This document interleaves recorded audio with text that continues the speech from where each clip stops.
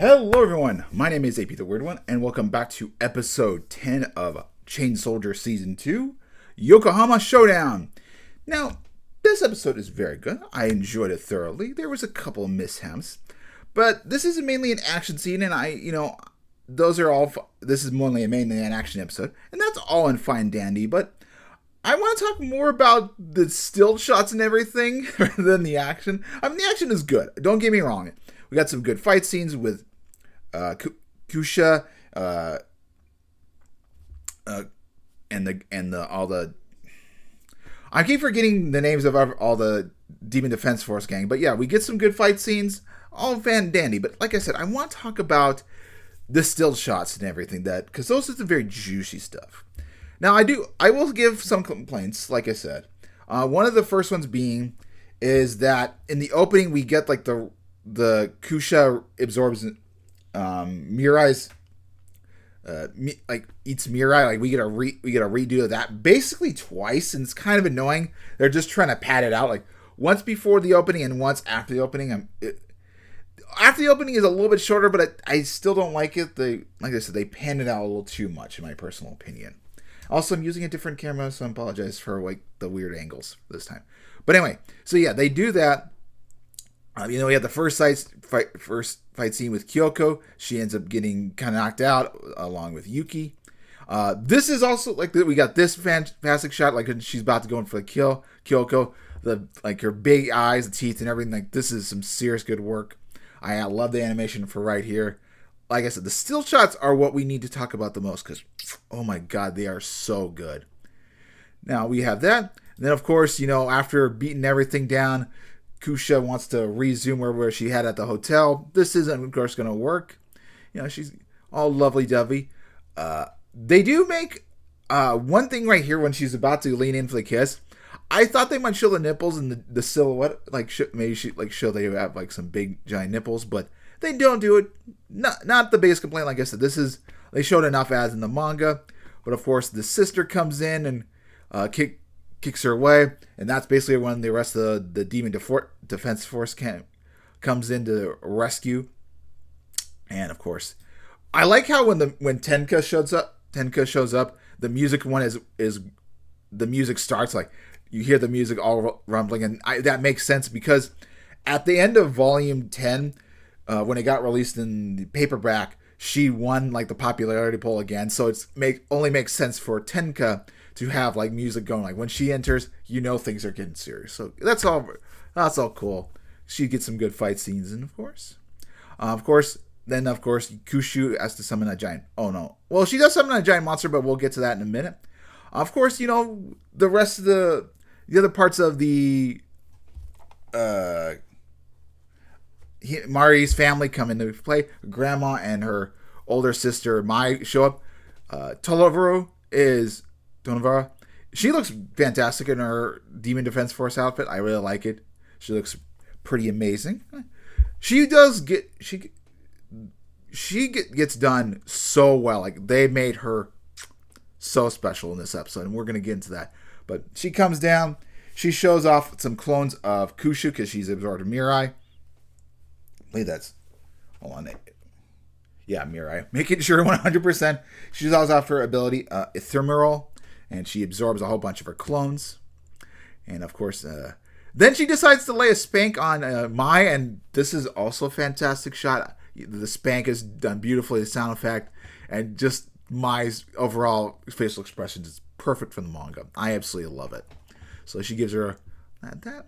And of course, a giant monster comes in, and of course, Commander Ren has to deliver a most powerful kick across from the world, from Washington, D.C. to Japan. And I don't mean to besmirch the name of the Kamen Rider kick, but that's more or less what Ren gives this giant Shuki. She basically she just gives a giant energy laser Kamen Rider kick, more or less. And I know it's a different pose, don't get me wrong. I've seen the Kamen Rider kick, but in terms of like just pure raw power, like the power of a kick, just blows away this giant monster before it even enters the portal. That, of course, gets Kushu not very happy. She's going to deliver the pain to Kyoko, Yuki, Ten, and of course his sister. So, then it's when she realizes she can kind of regenerate, they have to go like all out and unleash Heaven Ward. And this shot is so beautifully like animated and done exceptionally all color. I absolutely love it. Like I even like better than the manga. Like there's some absolute bangers, and this is another one of those cases. There's like the transformation, and then you just have this pose right here and now. It just looks amazing. But after that summon, of course, we have the outro song, and I was wondering about a certain particular scene, how it was going to be handled. I thought they were going to forget it. No, they didn't forget it. Not only did they not forget it, they expanded upon it. And the scene I'm talking about is this one. So Grandma thinks she's wondering if Yuki will if Mari's got to hurry up, if she's gonna have the family members help, and she dreams of this. This is in the manga, by the way. But yeah, you have all the beautiful women of the main household, Fubuki's family members, all joining in. Now, the anime does make a little mistake. They forget Yancho's buttocks, and you could also see a little bit of Amari's. This is kind of like a common practice theme, because when I did watch it all the way, they censor out rear end, so there must be some sort of practice where you can't show rear ends unless it's like super extreme, where the manga artist is like, yeah, no, forget about it. So yeah. There's that. But like I said, they make it up for it. We see a little bit more of Mai's, nipple shot, the close-up, her rubbing the belly of Yuki. And of course, then we see Grandma's nipples, and it's like, damn, those are hot. This is a fine fine old lady in her abilities. Like, thank God she has something this special.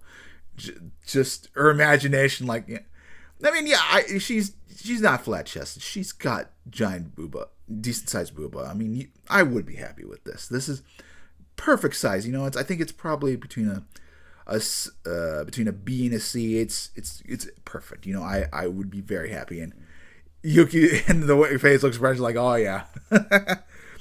Then of course, we have this scene, but we can't forget our girl Tenka. So we have this scene. This is the very end. Shows her off in a ribbon outfit. Now, like I said, they do a little bit of disservice, because in the manga they do show a rear end, and they also show a little bit more booba. But yeah, they didn't forget chapter 78 scene. It's different angled.